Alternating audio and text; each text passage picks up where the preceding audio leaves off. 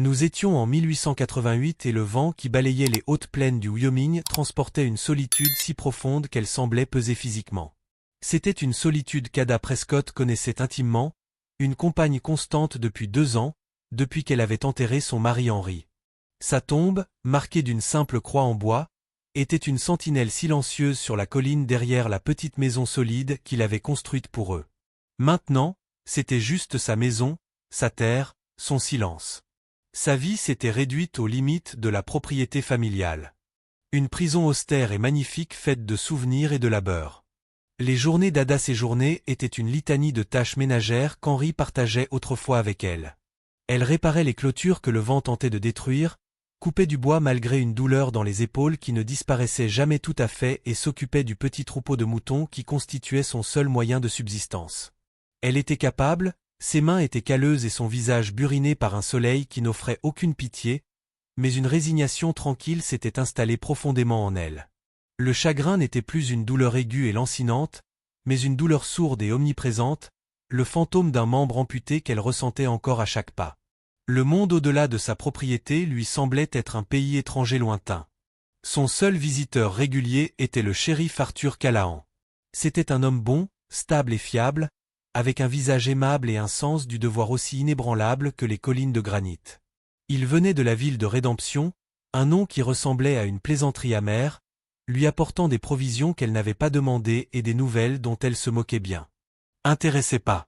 Sa présence remplissait le silence étouffant de sa cabane, mais c'était une présence maladroite et pesante qui ne semblait que souligner l'espace laissé vacant par Henry. Arthur voulait l'épouser. Il ne l'avait jamais dit directement, mais cela transparaissait dans la façon dont il la regardait, dans la manière possessive dont il inspectait ses terres, comme s'il en calculait déjà la valeur et réfléchissait à la façon dont il pourrait les améliorer. Il voyait un problème à résoudre, une femme seule, une ferme qui avait besoin d'un homme. Il lui offrait la sécurité, la respectabilité, un retour dans le giron de la société. Ada savait qu'elle aurait dû être reconnaissante, mais tout ce qu'elle ressentait, c'était une pression étouffante, une autre barrière qui se refermait autour d'elle. Un soir, à la fin de l'automne, le ciel s'assombrit d'un gris ardoise menaçant. Le vent, qui avait soufflé toute la journée en un faible gémissement, se transforma en un hurlement, comme une créature en deuil, et fit claquer les rideaux contre les fenêtres de la cabane. Ada ferma les volets et alla voir les moutons blottis dans leur enclos, dont les bêlements faibles et effrayés ne pouvaient rivaliser avec la fureur de la tempête. À l'intérieur, le feu dans la cheminée était son seul réconfort, projetant des ombres dansantes qui jouaient des tours à ses yeux fatigués. Elle mangea son maigre souper composé de pain et de porc salé, le bruit de sa mastication étant d'un volume déconcertant dans les brèves accalmies entre les rafales de vent. C'est dans l'un de ces moments de calme relatif qu'elle l'entendit, un son qui n'appartenait pas à la tempête. C'était un gémissement faible, presque perdu dans la tempête, mais indéniablement humain. Son cœur martelait ses côtes. La peur, froide et aiguë, transperçait l'armure émoussée de son chagrin. Personne ne devrait être dehors par ce temps, ni voyageur, ni voisin. Sa main se posa sur le lourd tisonnier en fer qui reposait près du feu. Elle s'en empara et se dirigea vers la porte en tendant l'oreille. Le vent hurlait, puis se rapprocha. Cette fois, elle l'entendit à nouveau, un cri de douleur presque immédiatement étouffé par le tonnerre. Elle était seule, elle n'avait personne à appeler, personne pour l'aider. Le choix lui appartenait. Elle pouvait barricader la porte, attiser le feu et faire semblant de n'avoir rien entendu d'autre que le vent. Ce serait la chose la plus sûre à faire, la chose la plus sensée, mais la voix d'Henry, un doux écho dans sa mémoire, lui murmurait la gentillesse, le devoir qu'une âme doit à une autre dans cette terre hostile. Prenant une profonde inspiration qui ne calma guère ses tremblements, Ada déverrouilla la porte et sortit dans l'obscurité rageuse, levant haut sa lanterne. La lumière de la lanterne découpait un cercle frénétique dans le déluge. La pluie collait ses cheveux à son crâne et trempait sa robe en quelques secondes. Elle suivit le son, ses bottes s'enfonçant dans la boue, vers le bosquet de peupliers qui bordait son ruisseau, puis elle le vit. Il était recroquevillé au pied d'un arbre, à moitié submergé par la montée des eaux, une tache sombre s'étalant de son flanc dans le torrent boueux. C'était un inconnu, le visage pâle et tiré à la lueur vacillante de la lampe, les vêtements déchirés et trempés. Lorsqu'elle s'agenouilla à côté de lui, le tisonnier prêt à l'emploi, ses yeux s'ouvrirent. Ils étaient d'un bleu limpide surprenant, rempli non pas de menaces, mais d'une supplication désespérée et épuisée. Le ramener à la cabane fut un cauchemar d'efforts brutaux. Il était lourd, un poids mort qui ne pouvait guère l'aider, et chaque mouvement semblait lui causer une nouvelle vague de douleur. Elle le traîna à moitié, le porta à moitié à travers la cour agitée et franchit la porte, s'effondrant avec lui sur le tapis de chiffon juste à l'intérieur. Elle barricada la porte contre la tempête et resta debout. Au-dessus de lui, la pluie et la boue ruisselaient sur son sol. Il était inconscient maintenant, sa respiration était faible. Ada vit la source du saignement, puis un trou irrégulier dans son flanc, laid et sombre sur sa peau pâle, là où sa chemise était déchirée. Une blessure par balle. Sun sang esi glaka. Ce n'était pas un voyageur égaré, c'était un homme en difficulté, le genre de difficulté qui attirait les hommes de loi, les armes et la mort. Le visage du shérif Callahan lui vint à l'esprit. Elle devait aller le chercher dès que l'orage serait passé. C'était la loi, c'était son devoir. Mais en regardant le visage de l'homme, adouci par l'inconscience, il lui semblait moins être une menace qu'un homme brisé et mourant sur son sol. Le médecin était à une journée de route, et Arthur était en ville. Quand quelqu'un arriverait, il serait trop tard. Avec une détermination qui la surprit elle-même, Ada sut qu'elle ne pouvait pas le laisser mourir, pas ici, pas comme ça. La loi pouvait attendre. Pendant les heures qui suivirent, Ada travailla avec une intensité qu'elle n'avait pas ressentie depuis des années. Elle lui ôta ses vêtements mouillés et boueux, ses mouvements étaient cliniques et détachés, essayant de ne pas remarquer les muscles maigres et durs de son corps ou les anciennes cicatrices décolorées qui racontaient leurs propres histoires silencieuses. Elle lava la blessure du mieux qu'elle put avec de l'eau bouillie et du whisky, l'estomac noué à cette vue. Il criait dans son délire, marmonnant des noms qu'elle connaissait. Utilisant les compétences que son père lui avait enseignées, elle sonda la blessure avec des pinces stérilisées, et après une recherche tendue et haletante, elle retira un morceau de plomb déformé. Il poussa un cri rauque et guttural qui sembla déchirer les murs même de la cabane, puis il tomba dans un silence bienvenu. Elle pansa la blessure avec du lin propre et lui banda les côtes étroitement, ses mains restant fermes malgré les tremblements qui la parcouraient. Elle le traîna jusqu'à son propre lit, celui qu'elle avait partagé avec Henri et le couvrit de toutes les couvertures qu'elle possédait. Puis elle s'assit dans le fauteuil près de la cheminée, le tisonnier à nouveau sur les genoux, et l'observa en écoutant la tempête dehors et la respiration saccadée de l'étranger à l'intérieur. Elle avait fait entrer le loup dans sa bergerie. Elle ne savait pas si elle avait sauvé une vie ou condamné la sienne. La tempête passa avec l'aube, laissant derrière elle un monde nettoyé et d'une paix trompeuse. L'étranger, cependant, fut pris de fièvre pendant 2 jours. Il se tournait et se retournait, sa peau brûlante au toucher. Ada lui fit avaler de force du bouillon et du thé d'écorce de saule, changea ses pansements et lui baigna le front fiévreux avec des linges frais. Pendant ces longues heures de calme, elle ne fit rien que l'observer. Il avait une mâchoire forte, couverte d'une barbe naissante, et une bouche qui, même relâchée par la fièvre, semblait capable à la fois de cruauté et de tendresse. Elle apprit son nom grâce à un murmure délirant, Owen. Owen Vance. Ce nom ne lui disait rien, mais il lui donnait une identité au-delà de celle de hors-la-loi, il le rendait réel. Le 3e matin, la fièvre tomba. Elle somnolait dans son fauteuil lorsqu'une voix rauque et grave la réveilla en sursaut. « Où suis-je » Ada Owen était réveillée, ses yeux bleus clairs et alertes la regardaient. Elle se redressa, sa main serrant instinctivement l'accoudoir du fauteuil. « Ma ferme. Tu as été blessé par balle. Je t'ai trouvé près du ruisseau. » Il essaya de se redresser, puis grimaça et retomba contre les oreillers en inspirant brusquement. « Je me souviens de la tempête. » Il regarda autour de lui la petite cabane bien rangée, son regard s'attardant sur les étagères bien ordonnées, les rideaux raccommodés, l'ordre tranquille de sa vie. Ses yeux revinrent vers elle. « Tu as tiré la balle. » Ce n'était pas une question. « Je l'ai fait, » dit-elle d'un ton sec et professionnel. « Sinon, tu serais mort. » Un long silence s'installa entre eux, rempli du crépitement du feu. Il l'évaluait et elle l'évaluait.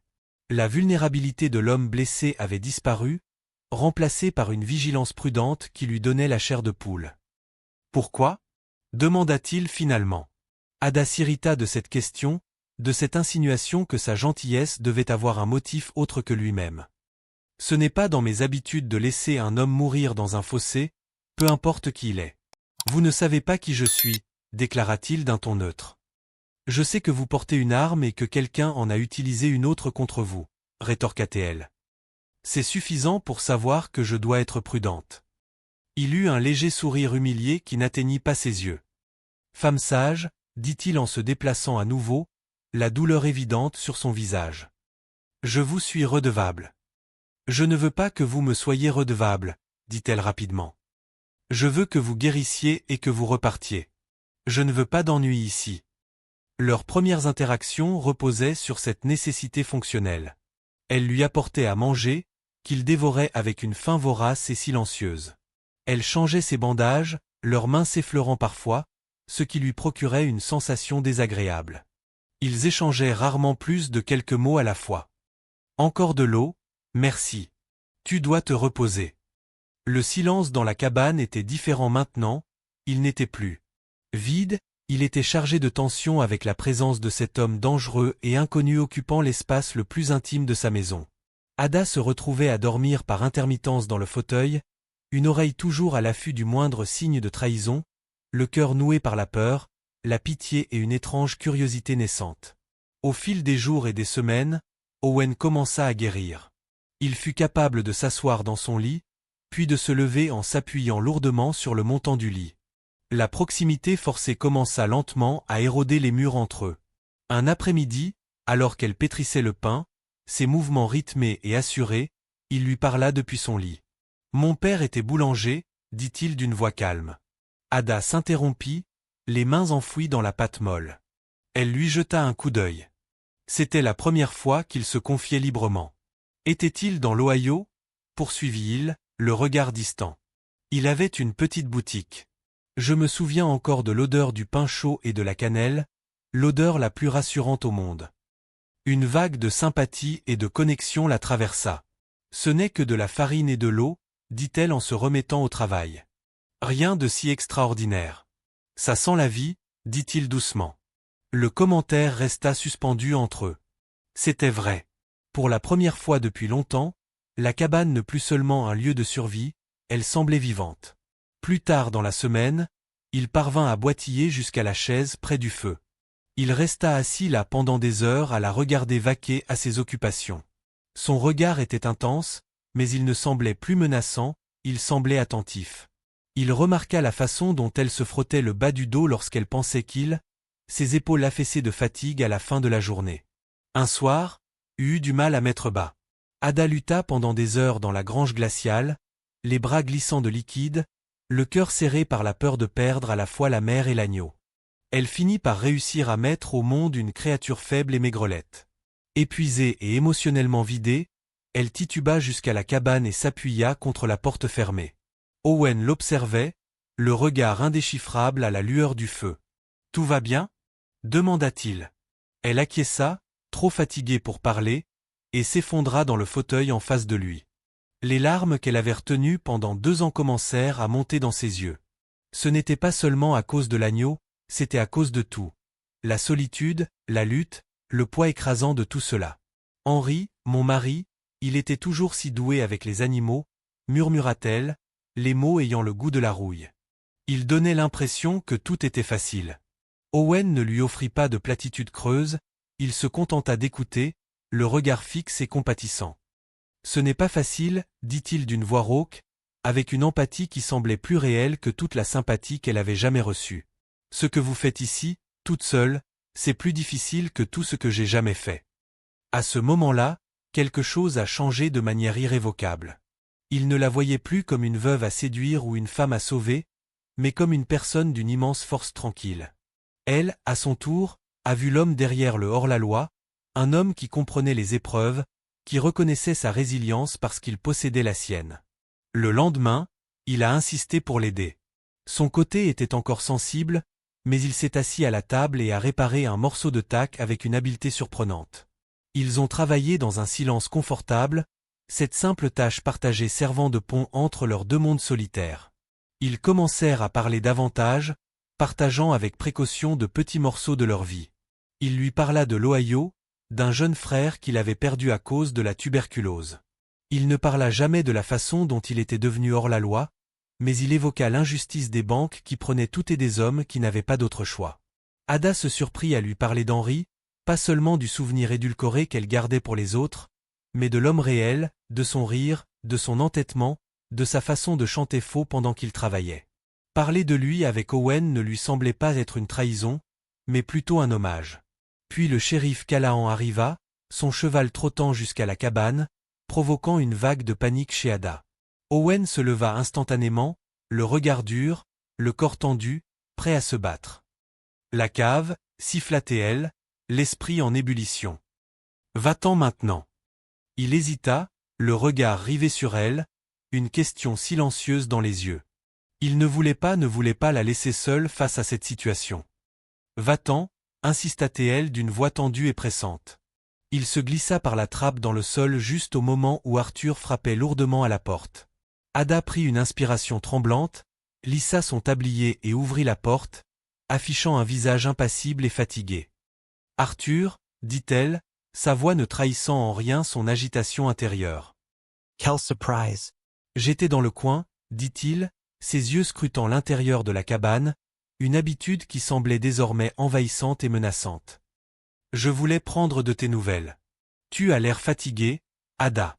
C'est un travail difficile, répondit-elle en s'écartant pour le laisser entrer, son corps bloquant inconsciemment sa vue sur le tapis qui recouvrait la porte de la cave. C'est trop de travail pour une seule personne, dit-il d'un ton doux mais ferme. Je n'arrête pas de te dire que tu ne. Have to do this alone. He placed a canvas sack on her table, brought you some flour and coffee. His gaze fell on the supper table set for two. Ada's blood ran cold. She had forgotten to clear Owen's plate. Arthur's eyes narrowed slightly, expecting company. No, she said, her heart pounding. I find the cabin feels less empty if I pretend. The lie felt clumsy and foolish on her tongue. She hated the deception, hated the fear that made it necessary. He looked at her for a long moment, his expression a mixture of pity and suspicion. Ada, this isn't healthy. The loneliness is getting to you. He reached out and took her hand. His touch was warm and solid, but it felt like a cage. There's a circuit judge in redemption. We could be married by the end of the week. Let me take care of you. Let me make this right. Beneath her feet, she could feel the faint, reassuring presence of Owen, the contrast between Arthur's offer of a safe, hollow life and the dangerous, vital connection she felt with the man in her cellar was stark and absolute. I need more time, Arthur, she said, pulling her hand away gently. His visit was a warning. The threat was no longer abstract. When he was gone, Owen emerged from the cellar, his face grim. He knows? Owen said. He doesn't know what he knows, but he suspects something. He wants to marry me. Ada confessed the words, feeling like a betrayal. Owen looked at her, and in his eyes she saw a flash of a vulnerability that mirrored her own. And what do you want? He asked, his voice barely a whisper. The question hung between them, terrifying and essential. What did she want? The safety Arthur offered, or the uncertain future with this man who made her feel more alive than she had in years? The next week was a torment of stolen moments and mounting fear. Arthur's visits became more frequent, his questions more pointed. He spoke of riders seeing strange tracks of whispers in town, about a bank robbery 2 counties over carried out by a man named Vance. He brought a wanted poster one afternoon, unrolling it on her table with a grim finality. The face, roughly sketched but unmistakable, was Owen's. The bounty was $500 dead or alive. This is the man, Arthur said, his eyes fixed on Ada's, searching for a reaction. He's dangerous, killed a deputy. If you see or hear anything, you come to me. You understand? No foolish heroics. Ada felt the blood drain from her face. She could only nod. The poster, a death sentence, lying on her kitchen table. That night she confronted Owen. A deputy, she asked, her voice trembling. Owen's face was a mask of old pain. He drew on me first, he said quietly. He was 19, scared. I never wanted it was him or me, Ada. I swear it. She looked into his eyes and saw not a killer but a man haunted by a choice he never wanted to make. She believed him, and in that moment she knew her own choice was made. She couldn't give him up. She wouldn't love. She realized with a shocking certainty had taken root in the barren soil of her grief. It was a dangerous, impossible love, but it was real. You have to leave, she told him, her heart breaking. He's going to start searching the homesteads. It's not safe anymore. I'm not leaving you to face him. Owen said, his voice fierce. He stepped closer, taking her hands in his. His touch was no longer tentative, it was firm, protective. We leave together. The idea was terrifying and exhilarating. To leave her home, Henry's grave, the only life she knew, but to stay meant losing Owen, or worse, watching him be captured or killed. To stay meant accepting Arthur's life, a life that would be a slow death of the soul. They had no time to plan. The very next day at dusk, they saw him coming. Arthur was not alone. He had 2 deputies with him, their rifles held ready there. Was no pretense of a social call this time, this was the end he knows. Owen breathed, his hand going to the gun he had cleaned and loaded days ago. Ada, get to the back, run. No, she said, her voice filled with a strength she didn't know she possessed. She stood her ground, her body a shield between him and the door. Not without you, Arthur's voice boomed from the yard. Owen Vance, I know you're in there. This is Sheriff Callahan. Come out with your hands empty. The woman will not be harmed if you cooperate. Owen looked at Ada, his eyes filled with a desperate love. He'll kill me. I won't let him, she said. Before he could stop her, she unbolted the door and stepped out onto the porch, her hands raised in a gesture of peace. Sheriff, she called out, her voice clear and steady in the evening air. There's no need for this. Arthur's face was hard, his sense of betrayal a palpable thing. Ada, step aside. This is official business. You are harboring a fugitive, a murderer. He is a guest in my home. Ada declared, her voice ringing with conviction. She took a step forward. Se plaçant directement dans la ligne de mire, il s'appelle Owen et il n'est pas l'homme que vous croyez. L'homme sur cette affiche est une histoire qu'on vous a racontée. Je connais cet homme personnellement. Ada, pour l'amour de Dieu, supplia Arthur, sa détermination vacillant un instant face à son défi. Ne gâchez pas votre vie pour lui. Ma vie était déjà gâchée, dit-elle, et la vérité de ses paroles résonna profondément en elle. Il me l'a rendue. Derrière elle, Owen sortit sur le porche. Il n'avait pas les mains en l'air, son arme était dans sa main, mais elle était pointée vers le sol. Il se tenait à côté d'elle, présence silencieuse et solide. C'était une déclaration. Ils étaient ensemble dans cette épreuve, quelle qu'en soit l'issue. Les adjoints se déplacèrent nerveusement, leurs fusils pointés sur Owen. Le visage d'Arthur était le théâtre d'un conflit intense, son devoir se heurtant à l'affection sincère qu'il éprouvait pour Ada. Il vit le regard qu'elle échangea avec le hors-la-loi, un regard qui traduisait un lien profond et inébranlable. Il comprit qu'il n'avait pas seulement perdu une arrestation, mais aussi l'avenir qu'il avait déjà construit dans son esprit. C'est ta dernière chance, Vance, dit Arthur d'une voix tendue. C'est Ada qui répondit, on ne nous emmènera pas, Arthur, on ne nous séparera pas. Elle regarda le shérif droit dans les yeux, sans ciller. Si vous voulez l'arrêter, vous devrez me tirer dessus. Le silence était absolu, le vent soufflait dans l'herbe sèche, les adjoints regardaient leur shérif en attendant l'ordre. Arthur regarda la femme qu'il espérait épouser, qui se tenait comme un bouclier humain pour un homme recherché, et il ne vit pas une idiote, mais une reine défendant son royaume ravagé. Il vit dans ses yeux qu'il avait déjà perdu. Avec un profond soupir qui semblait lui ôter toute envie de se battre, il abaissa lentement, presque imperceptiblement, le canon de son fusil d'un petit centimètre. Ce n'était pas une capitulation, c'était une concession, un moment de grâce. Owen le vit aussi. Il saisit la main d'Ada et murmura. Ils se retournèrent et coururent, non pas vers la grange, mais vers la campagne sombre et accidentée au-delà du ruisseau, les terres sauvages où la loi n'était qu'une suggestion et non une certitude. 2 coups de feu retentirent, mais ils furent tirés trop haut, dans les airs. Le dernier acte frustré, voire miséricordieux, d'un homme contraint de choisir entre la loi et son humanité. Ils ne se retournèrent pas. Ils coururent jusqu'à ce que leurs poumons brûlent, jusqu'à ce que la ferme ne soit plus qu'un souvenir dans le ciel crépusculaire. Ils étaient désormais des fugitifs, sans rien regardèrent pas en arrière. Ils coururent jusqu'à en avoir les poumons en feu, jusqu'à ce que la ferme ne soit plus qu'un souvenir dans le ciel crépusculaire. Ils étaient désormais des fugitifs, avec pour seul bien les vêtements qu'ils portaient et l'amour féroce et désespéré qui avait fleuri au cœur d'une tempête. Au cours des mois qui suivirent, leur vie fut difficile et incertaine. Ils se déplaçaient dans l'ombre de l'Ouest, acceptant des petits boulots, ne restant jamais longtemps au même endroit. Ada se coupa les cheveux et s'habilla avec des vêtements d'homme. Sa résilience était une source constante d'admiration pour Owen. Lui, à son tour, s'est révélé être plus qu'un simple hors-la-loi. Il était débrouillard, doux et farouchement protecteur envers la femme qu'il avait sauvée à plus d'un titre. Le souvenir de la tombe d'Henri était une douleur sourde dans le cœur d'Ada, mais ce n'était plus une tombe dans laquelle elle vivait, c'était un souvenir qu'elle portait en elle, une partie du long et difficile chemin qui l'avait conduite à aimer à nouveau, ce qui semblait impossible. Ils trouvèrent un nouveau genre de foyer, non pas dans un lieu, mais l'un dans l'autre. Leur nouvelle stabilité était une vie en mouvement, une existence tranquille en marge du monde. Un soir, alors qu'ils campaient dans un canyon caché et que le soleil embrasait les falaises, Owen regarda Ada, son visage illuminé par la douce lueur de leur petit feu. La peur avait disparu de ses yeux, remplacée par un profond et tranquille contentement qu'il avait mis là. « Est-ce que tu le regrettes parfois » demanda-t-il doucement. « La ferme, la sécurité. » Ada tendit la main et lui caressa le visage, ses doigts calleux traçant la ligne de sa mâchoire. Elle pensa au silence, à la solitude, à la vie qu'elle avait menée et qui n'en était pas une. Elle pensa à l'offre honnête, honorable et vide du shérif Callahan, puis elle regarda l'homme devant elle, l'homme qu'il avait vu, vraiment vu, et qui l'avait aidé à sortir des ruines de son passé. « Jamais, murmura-t-elle d'une voix pleine d'une certitude inébranlable. C'est la seule sécurité que j'ai jamais connue. Ils avaient choisi non pas la loi, ni la société, mais l'un l'autre. Et dans ce choix, au cœur d'une nature sauvage impitoyable, ils avaient trouvé leur propre forme de rédemption.